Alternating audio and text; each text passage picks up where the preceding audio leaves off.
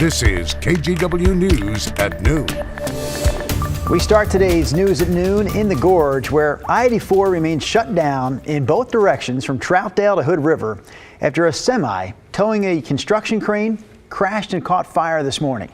So this happened just before 7 o'clock, about 5 miles west of Cascade Locks. Highway 26 over Mount Hood and SR 14 on the Washington side of the gorge are your alternate routes this afternoon. As we say, good afternoon again. Welcome to the news at noon. That closure on 84 has impacted dozens of drivers while crews continue to work on the cleanup. We did talk to a few drivers who say that they're hoping to get back on the road as soon as possible. It's a major thing going all the way back, getting on SR 14 on the Washington side. So I guess we're prepared to hang out. And if we have to, we got to go back to Scappoose and wait another day until they get this cleaned up. Yeah, again, I-84 closed in both directions from Troutdale to Hood River. We don't know how long that closure will stay in place, but you can go to tripcheck.com for updates. And of course, we'll also bring you updates on KGW.com, as well as later today here on TV during our news at 4 p.m. All right, Rod, we also are talking about the heat this afternoon because this is day 3 of our first heat wave this summer. Absolutely. This is the final day, by the way. The heat advisory remains in effect through this evening, and then that will expire, and we have much cooler weather coming tomorrow. I hope as you look at the beautiful sunshine behind me from the Rose City camera, there's some pleasure boating going on in the Willamette River. I hope you've noticed it's not quite as toasty as yesterday. At this time yesterday, we were right around 90 degrees throughout the metro area. Right now we're at 84. Now we are on track to get back up to my forecast high of 94 this afternoon. Here are the other numbers.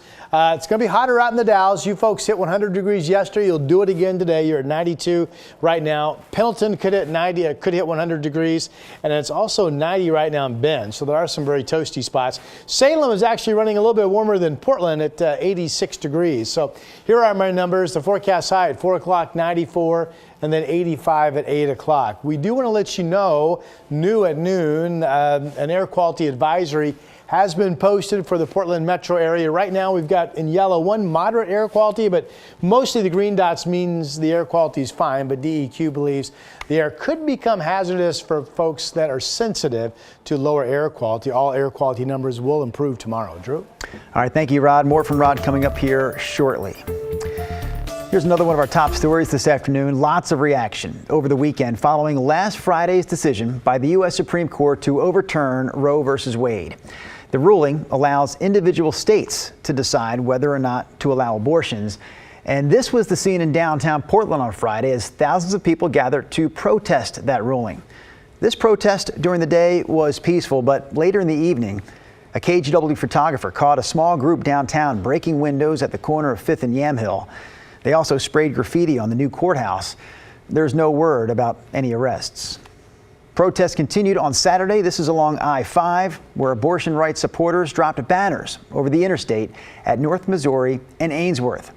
And then on Saturday night, we saw a group of about 60 people march in protest through downtown Portland. Portland police say this demonstration actually started, I should say, in northeast Portland. It was up around Raymond Park is where it started.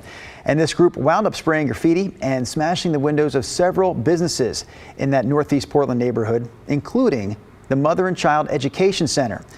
The center's executive director told the Oregonian that the group targeted them because they thought it was a pregnancy resource center. All right, here's a few more, I should say, local headlines this afternoon, starting with 2 men in their 80s who were brutally attacked in downtown Portland over the weekend. They are recovering at this point, but still in bad shape. The attack happened at Southwest 5th and Hall around 8:30 Saturday. Police immediately arrested the 29-year-old suspect and called for an ambulance. Witnesses and video both show that the suspect attacked an 82-year-old and an 88-year-old without any provocation, repeatedly punching and kicking them. The 88-year-old is expected to be okay, but the 82-year-old has critical, life-threatening injuries. The suspect is now in jail on multiple charges, including second-degree assault. Tiger police are investigating a suspicious death after officers found a man dead on Southwest Hall Boulevard, down the street from Tigard Plaza, just before 1 o'clock on Sunday. Police say they're talking with a person of interest. We'll let you know when we find out more. And our last headline here involves a man who jumped into the Columbia River to save a struggling swimmer. That man is now presumed dead. This happened near the west end of Government Island near I-205 at around 5:15 yesterday.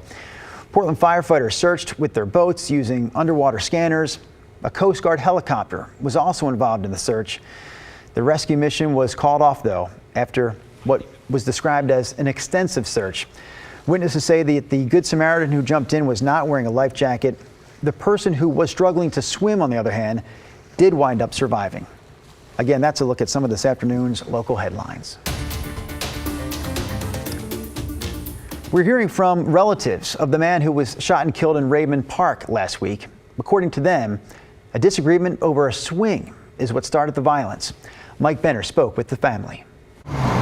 Southeast 122nd and Division, a busy intersection to most people. To others, it's a painful reminder of a tragic loss. Honestly, I'm really numb. I can't feel right now. It's hurtful. Lydia Nikosti's son, Giovante Sherman, took his last breath near 122nd and Division late Monday night.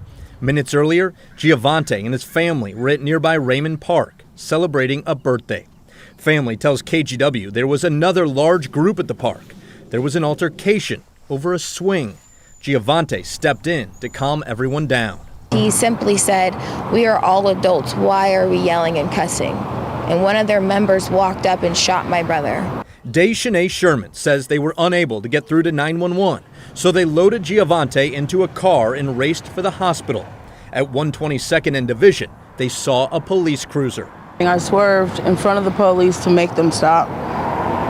And as soon as they stopped, they got out and they took my son out the vehicle, checked his pulse, and said it was too late. Lydia wishes police could have done more to keep her son from becoming yet another victim of gun violence in Portland. And he was a protector. He died just coming over to just de-escalate the situation because he's seen how their group was reacting towards me and his younger sister. Shanae describes Giovante as joyful and always good for a laugh, the glue that kept the family together. And he loved his family, he loved his girlfriend, his family, and the people he loved was the only thing that mattered to him. Count that among the many reasons family hopes police can track down and arrest the shooter. So yes, this person who killed my son for no reason to be brought to justice. In Portland, Mike Benner for KGW News. Well, at this point, we are about halfway through the calendar year, and the city of Portland has seen 42 homicides already, 38 of them gun-related. This violence prompted Danya Frazier to take action and speak out. Yesterday in Northeast Portland, she held the Beyond 30 conference in an effort to prevent violence and redirect resources. The name of the conference speaks to Frazier's goal of having young men live beyond 30 years old. The conference was geared towards young men ages 12 to 17 and aimed to show them their potential through mentorship and other resources. We can show up in the courtroom, we can show up at the funerals, we can show up, but see, beyond 30, we want to show up before all that happens. We want to grab them in the beginning before they go down that trail. Frazier hopes to make this conference an annual event.